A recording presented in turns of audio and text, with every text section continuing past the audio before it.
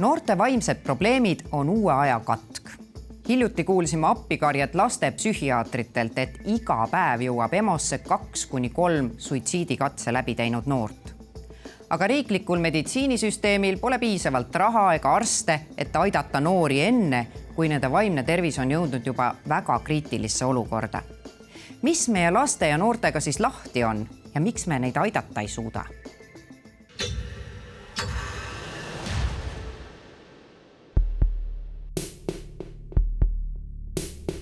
Ma olin suitsiidne enamus oma nooruspõlvest.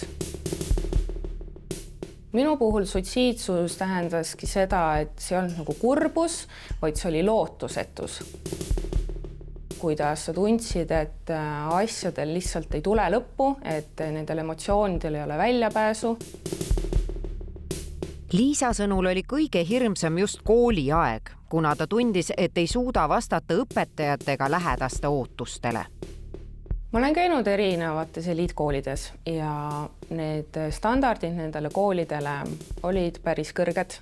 Need sõnumid, mis ma koolid sellel ajal sain, oli see, et sa lihtsalt pead selle läbi tegema ja sa pead häid hindeid saama. Need on nagu ainukesed tähtsad faktorid siin elus. Kui sa seda ei soorita, siis sinust ei saa elus mitte keegi.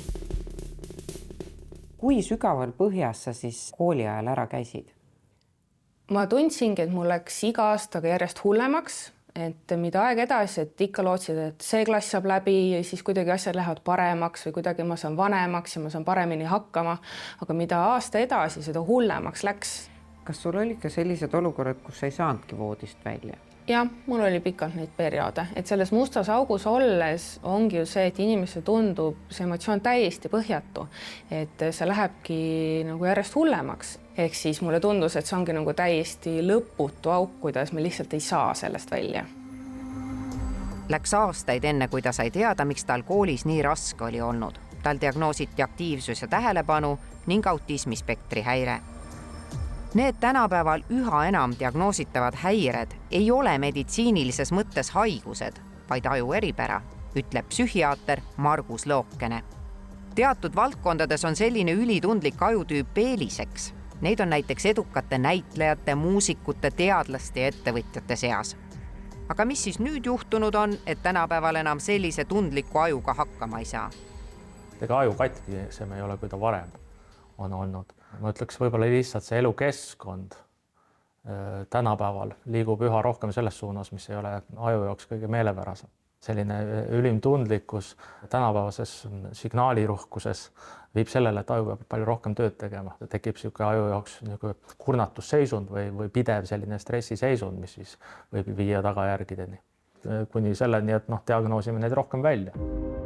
Nii ongi noorte seas justkui katkuna levima hakanud erinevad diagnoosid. Ärevushäired, depressioon, keskendumisraskused, suitsiidimõtted, ATH ja autism.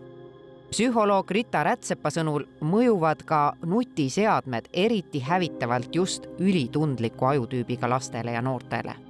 See aju ei tööta seda läbi, ta lihtsalt kuumeneb üle. Ja siis väga lihtne, 2 asja. Kui elektrisüsteemis kuumeneb üle, siis on kas viskab korgid välja või läheb masin rikki. Inimene on samamoodi. 2024. aastal käis psühhiaatri juures konsultatsioonil ligi 10 000 kuni 14 aastast last. Hiljuti Eesti Ekspressile intervjuu andnud Vaimse tervise keskuse psühhiaatrid ütlesid, et neil käib töö nagu lahinguväljal ja iga päev jõuab nendeni EMO-st ka 2–3 suitsiidikatse läbi teinud last või noort. Siin Tallinna Lastehaigla Vaimse tervise keskuses saavad lapsed ja noored ravi Tervisekassa raha eest. Aga siin töötab ainult 5 psühhiaatrit ja siia ravile pääseda on ülikeeruline. Ka nüüd 13-aastane poiss sai viimases hädas siit abi. Poisil oli varem 2. klassis diagnoositud aktiivsus ja tähelepanuhäire, mis eelkõige väljendus rahutuses ja impulsiivsuses, aga õpitulemused olid tal muidu head. Vaimne tervis läks aga kiiresti allamäge 10–11 aastasena. Selgus aga, et arsti juurde pääseda pole võimalik ja oodata tuli terve aasta. Mida see tähendab selle lapse jaoks, kui ta ei saa abi üle aasta? Ma ütleks kõige selgemalt, et see on ellujäämisvõitlus. Koolis, keskkonnas, et erinevates suhetes, et ja lapsevanematele täpselt samamoodi, et sa annad endast vanemana nagu tõesti viimse, et see on üsna tavaline olnud, kus sa õhtul lihtsalt nutad ennast magama, sest sa ei tea, mida edasi teha. Ja siis sa näed, et ta nagu järjest enam nagu läheb iseenda sisse kinni, et ta on küll nagu agressiivne, et ta purskab mingisuguseid asju välja, aga tegelikult ta sisemiselt ei räägi enam.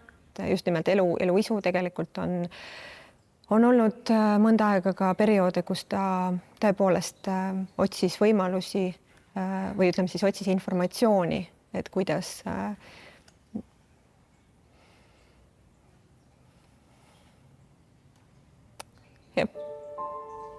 see võib emana küll kohutav olla. No, kuidas te selle avastasite? Google'i otsinguga. Et Google'i otsingu ajalugu. Et kui teised sellises vanuses lapsed otsivad Robloxi kohta või Minecrafti kohta, siis sa leiad jah, et kuidas ennast ära tappa, mida teha, et ennast tappa. Nii eesti kui ingliskeelsed otsingud. Poiss oli sel ajal vaevu 11-aastane. Ja siis te küsisitegi ja ütlesite, et nüüd on see hetk, kus on vaja ikkagi kohe nagu seda arsti, et asi on väga halb. Just. Ja tegelikult teades seda, et nende samade asutuste ukse taga on järjekord lastest, kes reaalselt ongi teinud enesetapukatsed. Et meil ei jõudnud see nii kaugele. Ja siis sa vanemana mõtled, et äkki me peaksime selles mõttes veel ootama, et seal ukse taga on veel hullemad juhtumid. Et need, kes päriselt on korduvalt ja korduvalt püüdnud ennast tappa, väikesed lapsed, et meil ju ei ole nii hull. Meie laps on elus. Aga siis ma mõtlesin, kui me ise ei võitle oma lapse eest, siis mitte keegi teine ka seda ei tee. Kas te saite abi? Me saime abi. Ja meil on uus suurepärane arst ja me saime abi. Psühhiaater Lõokene ütleb, et me oleme olukorras, kus neuroerilise ajuga noored vajaksid teissugust keskkonda. Aga kuna seda enamasti muuta ei saa, näiteks koolisüsteem on võrdlemisi jäik, siis tulevadki mängu ravimid. Ajule ei ole üldse vaja ravimeid, aga kõik need muud lahendused võtavad väga kaua aega ja meil on tegelikult vaja siin ellu jääda kuidagi moodi. Kui palju te näete, et õpetajad mõistavad neid lapsi? Minimaalselt.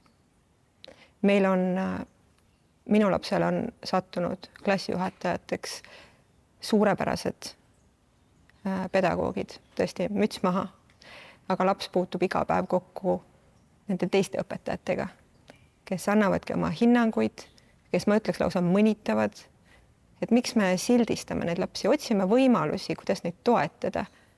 Et nad on ju väikesed lapsed kogu selles suures täiskasvanute maailmas. Me ei tolereeri, me ei aktsepteeri neid ja käsame neil maski alla panna. Et mõni kaotab selle maski kohe protestist ja hakkab seal jaurama. Teine on seal maski all pikka aega, aga probleem podiseb ja siis ta mingi hetk plahvatab. Ja seetõttu on parane kasvukeskkond ja sealhulgas koolikeskkond, mis on siis teatud vanuses ju lastel põhiline koht, et ülioluline. Psühholoog Rita Rätsepa sõnul näeb ta oma töös kahjuks aga ka seda, et lapsevanemad ise ka ei märka, kui nende lapsed on hädas. Et mul on ka juhtum, kus ema mängis suures toas ussimängu ja kõrval toas tüdruk lõikus, ta ei teadnud mitte midagi sellest. Et see tuli koolis tegelikult ujumistunnis hoopis välja ja õpetaja märkas, mitte ema. Nii et kahjuks on selliseid juhtumeid päris palju.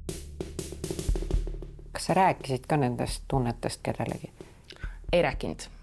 Minu need suitsiidsed fantaasiad olidki pigem sellega seotud, et kui mind enam ei ole, et kas siis inimesed tunnevad must puudust. Et kui see kõva häälega on nüüd see emotsioon välja öelda, siis see peegeldabki täpselt seda vajadust, et ma tahaks lihtsalt, et inimesed, minu lähedased paneksid tähele mind.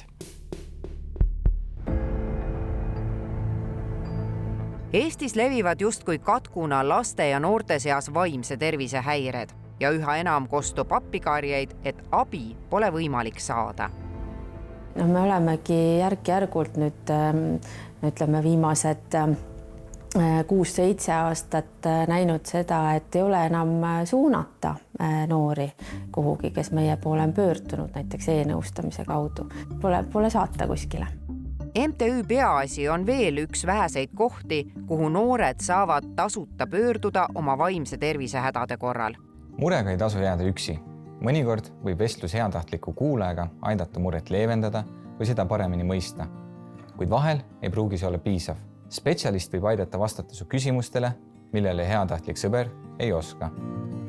Nende tegevust toetab riik oma eelarvest ja Tervisekassa. Neil on palgal 20 psühholoogi, kes nõustavad umbes 2000 noort aastas alates 12. eluaastast, kuid psühhiaatriateenust nad ei paku. No mõnikord on niimoodi, et tulevad vanemaga esimest korda, mõnikord jällegi tuleb noor üksinda. Aga ta peab ikka väga teadlik olema, et ta otsib üles, tuleb ise kohale. Ja, et see on tegelikult väga kihvt, et osad noored nagu teavad täpselt, et nad on ise ära kaardistanud, kuskilt nad teavad, mis on sümptomid, on sõpradega arutanud, kellelgi on mingi sama asi võib-olla. Psühhiaatri juurde pääsemine on aga muutunud tõeliseks katsumuseks, sest lisaks abivajajate arvu kasvule on paljud psühhiaatrid liikunud tööle erasektorisse, kus ühe visiidi tasu on 180 kuni 200 eurot. See, et erasse liigutakse meditsiinis, on normaalsus igal pool maailmas.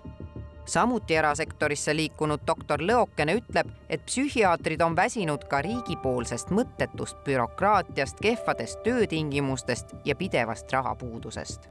Me tahame süsteemis inimesi hoida, siis võib-olla hiljutine Tallinna haigla projekt pandi kinni. See on üks tegelikult oluline asi, ma arvan, spetsialistile ja patsiendile, eks sul on hea töökeskkond. Ja me ei saa öelda, see pole tähtis. Tegelikult on. Aga lõpuks tähendab see inimeste jaoks ikkagi seda, et kellel on raha, see saab ka vaimse tervise abi, kellel ei ole, see ei saa. Eks ta ju meil tänapäeva ühiskonnas on igal asjale ninalepakas küljes ja meeldib see meile või mitte. Kas riigil on sellest lootusetust olukorrast väljumiseks ka mingi suur plaan, jääb vastuseta, sest sotsiaalminister Karmen Joller kahjuks intervjuks aega ei leia. Püüame siis ise leida mingit lootuse kiirt. Selgub, et Eesti-Rootsi suitsidoloogia instituudi teadlased veavad Euroopa Liidu raha eest hetkel huvitavat projekti Depressioonivaba Tallinn, mille eesmärk on suurendada inimeste ringi, kes oskaksid märgata ja esmast abi anda vaimse tervise hädade käes kannatajatele. Tänaseks on ära koolitatud juba kokku 1000 inimest, sealhulgas perearste, õdesid, õpetajaid ja politseinikke. Ehk siis täna on koolitus perearstidele ja et koolitadagi neid, et just depressiooni teemale, kuidas paremini märgata ja ka kuidas siis jõuda sellesse suurema abi andmiseni. Ka MTÜ Peaasjal on väga oluline roll meie noorte aitamisel. Šokk oli aga suur, kui selgus, et riik kavatseb aprillist oma toetamise Peaasjale lõpetada. Kui suur see riigipoolne abi oli nagu protsentuaalselt? See oligi umbes 30% siis meie teenuse mahust. Mis siis saab? Siis on niimoodi, et umbes 700 noort aastast saavad vähem abi. Aga mis see riik siis ütleb, et miks nad seda süsteemi lõhkuma lähevad? Ehitavad uut süsteemi. Oidermaa ütleb aga, et noortel on vaja abi kohe ja on viimases hädas pöördunud ka Tallinna linna poole.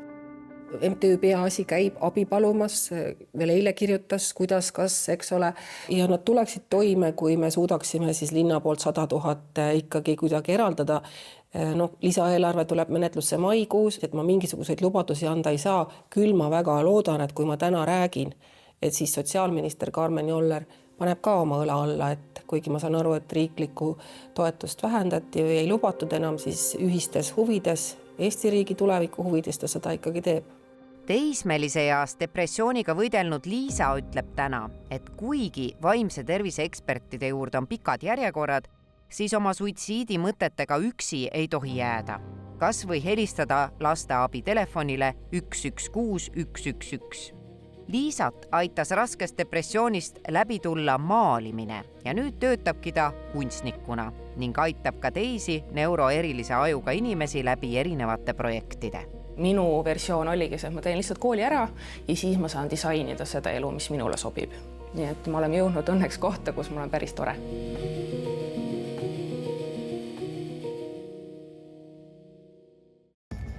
meil tuleb ühiskonnana nüüd tõsiselt peeglisse vaadata ja mõelda läbi, kas laste ja noorte tulevik on meile ka päriselt oluline ja milliseid reaalseid suuri samme oleme valmis astuma kriisist väljumiseks.